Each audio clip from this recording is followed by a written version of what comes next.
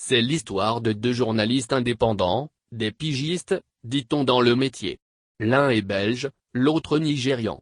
Ils se sont mis en tête d'enquêter sur le trafic de drogue en Côte d'Ivoire. Un organe de presse américain, réputé sérieux, Vice, qui a aussi des rédactions en France et en Belgique, accepte leur sujet. Ils décident de les envoyer, en son nom, sur le territoire ivoirien. Nous sommes en juillet 2019. Mais pour travailler sur un terrain qu'on ne maîtrise pas, la coutume du métier de journaliste veut qu'on s'appuie sur un confrère local qui connaît, évidemment, son milieu et possède ce qu'on appelle un carnet d'adresses. C'est le fixeur. Notre média en ligne s'appelait à l'époque paulfric.info. Il avait publié peu de temps auparavant un reportage assez documenté sur l'arrestation d'un dealer important et le démantèlement d'un réseau de trafic de drogue dans la commune de Bingerville. Nos deux journalistes se disent tiens, voilà notre homme et décident de le contacter. Ils veulent, disent-ils, réaliser un reportage sur la réponse des autorités ivoiriennes en matière de lutte contre le trafic de drogue. Ce journaliste local n'est autre que notre rédacteur en chef. Il accepte, comme il l'a déjà fait, d'aider ses confrères étrangers comme fixeur, mais il met une condition, ne connaissant pas le milieu de la drogue, il se bornera à mettre en relation les sieurs Bowen et Ibeko avec les autorités locales, à commencer par le ministère de la Communication et des Médias qui doit donner son agrément pour leur permettre de travailler sur le territoire ivoirien. Sur la foi du nom du fixeur, journaliste respecté de la place d'Abidjan et bien connu des autorités de tutelle, et sur la base de l'intitulé de l'objet de la mission, les deux journalistes obtiennent leur agrément. Ils arrivent en août 2019 à Abidjan et s'installent dans un hôtel du plateau pour une semaine. Une autre coutume du métier de journaliste consiste à ne pas abuser son fixeur sur ses intentions réelles. Les relations se sont vite dégradées entre les deux journalistes et leur fixeur.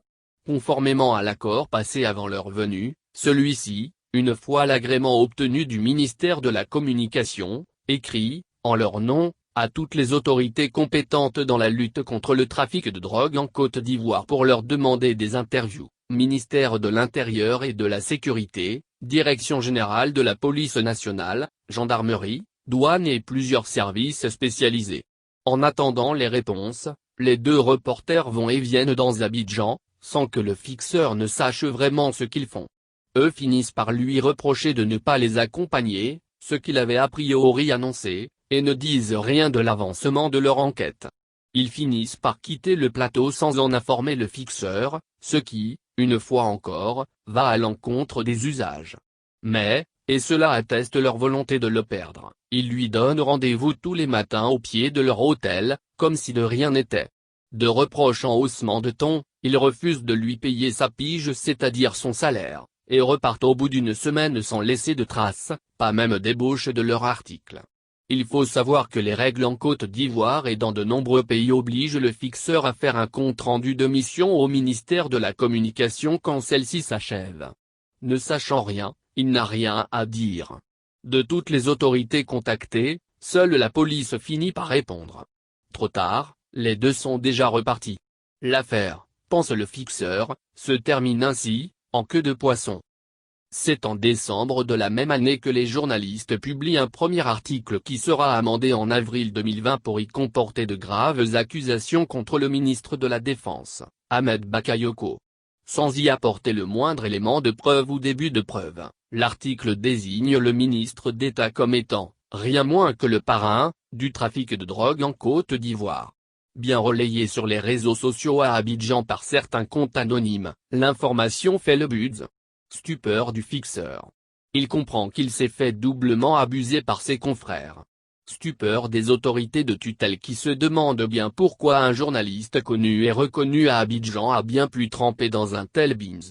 Stupeur enfin du ministre qui, sentant là l'exécution d'une manœuvre de basse besogne, dément immédiatement et dépose une plainte auprès du procureur de la République contre les auteurs de l'article, l'organe de presse qui l'a diffusé et toutes les personnes qui ont contribué à sa propagation sur les réseaux sociaux.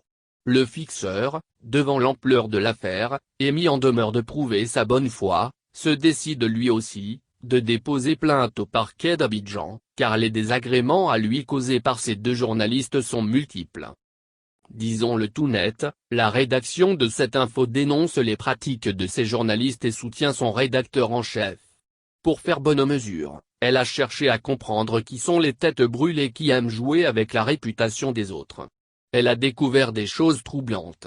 Par exemple, que le sieur Bowen, journaliste belge, a fait la brutale acquisition d'une maison dans la commune de Bissegem, une section de la ville belge de Courtrai, où il a emménagé fin mai 2020 avec sa compagne, comédienne. Quelques semaines seulement après la publication du second article. Le feuilleton, auquel nous avons été mêlés à notre insu, sans la manipulation à plein nez. Il nous oblige à le suivre de près et à en rendre compte à nos lecteurs.